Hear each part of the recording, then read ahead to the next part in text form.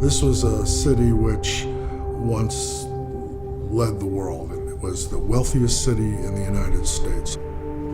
That has not been true for a long time, and I think for a lot of people, for many of us, feel as if the future left us behind.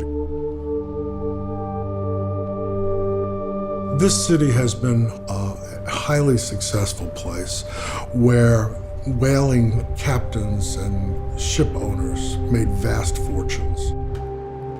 Once upon a time, a young person could finish school, get a good paying job, enough to, have a home, buy a car, send a kid through school.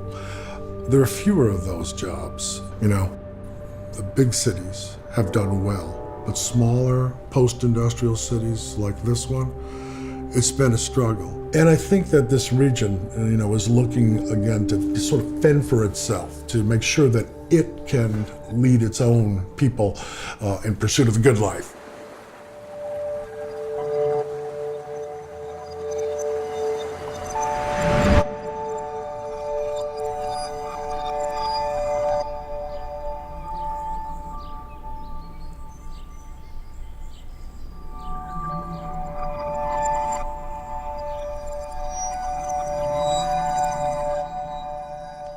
I kept telling everybody when it first came up, saying this is going to be big, this is going to be very big, get onto it. And nobody was really getting involved, so I did it myself. I desperately wanted to be a fisherman, like my father was a skipper and my brother was a skipper, but my mum and dad didn't want that. My brother said he'd hit me if I did go to sea, and he was bigger than I was. So I started down here as an errand boy, and that progressed on to, I became a fish auctioneer when I was 18. And then when I was 30 years old, that was when I started my own company. That carried on very well, and then unfortunately there was a downturn in fishing. And then all of a sudden in 2005, wind power came to Grimsby. They had no local knowledge, and everybody said go and seek it, and that's when I formed Wind Power Support.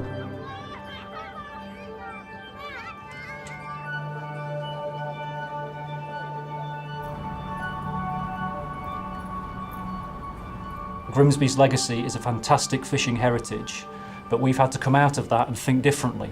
And over the last 5, 6, 7 years, particularly working with companies in the private sector, with public agencies and with the government, we've set about creating a new vision for Grimsby and the Humber region. And a big part of that vision is around offshore wind and renewable energy. So I think green energy is part of our answer for the next 30 to 50 years, and it is sustainable. My father works just across the way here on the port. I remember having a conversation maybe 3, 4 years ago about how our family name wouldn't continue on the port because I was working in a different role and my sister wants to work in a different industry, so my dad would be the last remaining person to work on the port with the surname Little.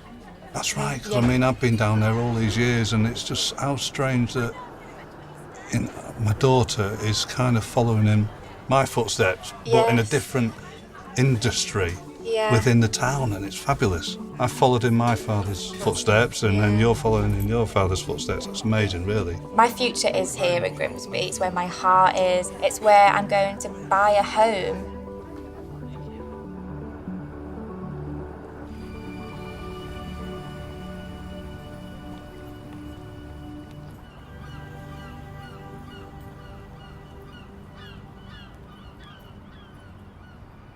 So yeah, I joined the military when I was 17. I stayed in for 12 years.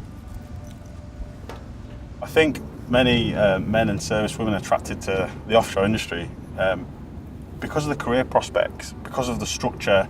I mean, here you can have a discussion and say, I've got young kids at home, so I can get home to my wife and kids whenever I need to, and I can support them and still have a great career for the rest of my life.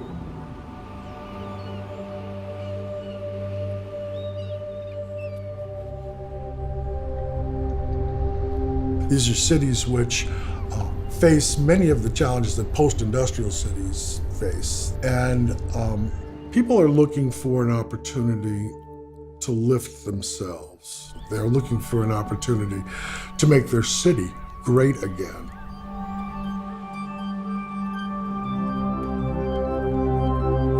The only thing that I did in wind power was what I did for fishing. It's not rocket science. Boats come in, they want fuel, they want food, they want to change crew, they want repairs, and they want to get back out there again, because a boat in dock is not earning money.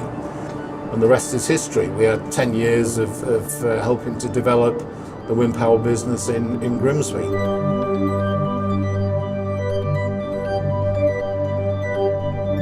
Yeah, one advice: if wind power's coming to your town, grab it with both hands. You will be rewarded. It's a fascinating ride.